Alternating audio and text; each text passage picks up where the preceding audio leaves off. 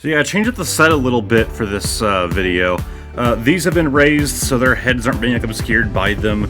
I also have like black marks back here because I filled in some of the weird white spots. And I'm going to try out using all three lamps. I think it might cause some focusing issues having a bright light right there. We'll find out. Anyways, we have another First Partner Pack. After this, I believe there's only one left. I'm fairly certain this could even be the last one. If so, then my bad. Yeah, this should be our second to final. I just need to figure out which one I didn't get, because there's one that never made it on the Pokemon Center's website, and so I'm going to have to pay a scalper for.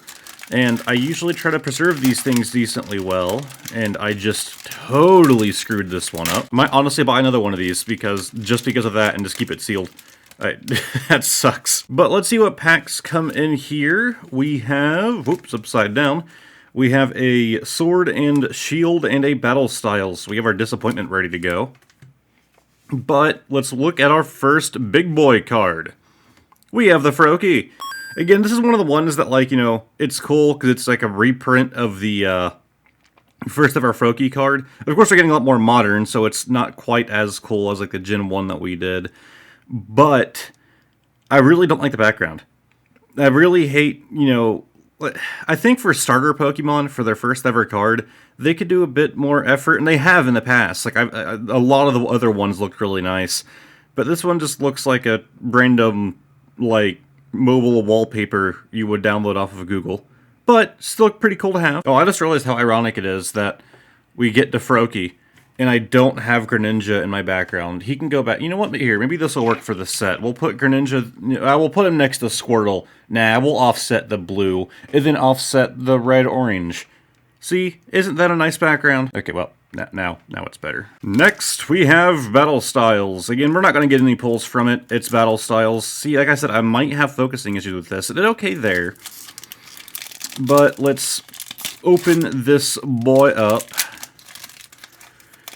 And I hope it's a pull. It should be a pull, but sometimes these packs, yep, they get me off. I'll have to blur that so it's not a spoiler for you guys. I know it's Battle Styles. The pull rates are so high. You're really expecting me to get a good one out of this.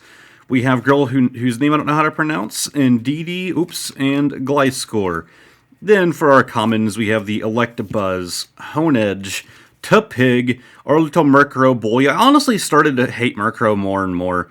Back when I was into Pokemon Go, this thing is just, if you play Pokemon Go, this thing is such a pain to catch, and like during certain events they spawn like crazy, especially out, you know, where I'm at. I just really started to hate this thing, and I still kind of do. We have a Cubone, beautiful first gen boy there. We have Indeedee again, but this time as a reverse. Not too bad to get uncommons as a reverse. But on the end, we have Licky. Yeah, again, Battle Styles. You can't get any good pulls. I think I say that every time there's a Battle Styles pack, but it's because I'm just so confident in that. Like, yeah, you can get good pulls. Your odds are just so low, it's not even worth getting excited for. Next up, we have Finnegan, who turns into Delphox, which is just... I hear a lot of people complaining about, like, you know, this generation's starters not being super great. And I gotta say, I kind of agree. I mean, that boy's nice. But, like, Delphox is... if somebody out there thinks Delphox is, like, one of their favorites, let me know, because I don't understand. This was a solid start. This is a solid start, and it could have turned into something, you know, cool or interesting. And it just turned into a pretty boring-looking fox. I'm complaining a lot in this video. This card is still cool to have. Alright, let's do our Sword and Shield, and then we'll look at the final card. I know these First Partner Pack videos are shorter, but I started out the series doing them like this, so that's how we are going to end out the series. Like, I'm not gonna mix up the formula halfway through, and I'm still just too excited for these things. They kind of feel like a bit of an end of an era to me now that it is 2022 and Pokemon is no longer celebrating their 25th anniversary. I think this might have been, I mean, like, of course you had Celebrations, you had Shining Fates, but I feel like this was, like, at least to, you know, the people who've been with Pokemon throughout its entire journey, has to be one of the more special things that they've done. So, with our uncommons, we have the Bisharp, Sazazzel, and then Evolution Incense. Going to our commons, we have the Mawile, the Snom, and Sizzlipede, Rookidee, one of my favorites, Ghastly, Krabby as a reverse, and can we get a good pull? I know we only had 2 packs, and one was a guaranteed dud, so we basically only have 1 shot. Buh. Oh yeah, I mentioned in the previous video that, I hated the tacks that I had there in the background, that are like, there's like one right there, and one kind of behind Charmander, and there, about how they're like, you know, like clear, and the light hits them, and it makes them stand out. Yeah, the solution turned out to be very simple. I didn't have to go buy new tacks. I can just use a Sharpie. Here, I'll do it out here so it's in focus. My camera is getting worse and worse. And our last card, if I can grab it, this was a mistake. We have the Chespin. And again, like, he's not a terrible Pokemon, like, you know, when he goes up to Chestnut. I think that's a 3rd form. Then I don't remember what the 2nd form is called. But it's not terrible, but it just feels weird for a starter. Like, all of the other starters feel like they have such an impact on the series, and they really define the games that they come with. And I'm not gonna lie, like, this generation starters definitely do feel like they define X and Y, and I really did like X and Y.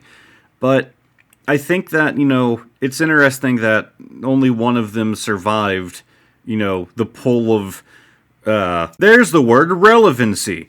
Come modern games. That took me way too long to figure that word out. I'm gonna have to cut out, like, a very long silent gap there. But we have the Chespin. I gotta say, out of all of the first partner packs, like, I am very sad to say, this is probably my least favorite. Not just because it came with the battle styles, but, like, none of these card arts are particularly special.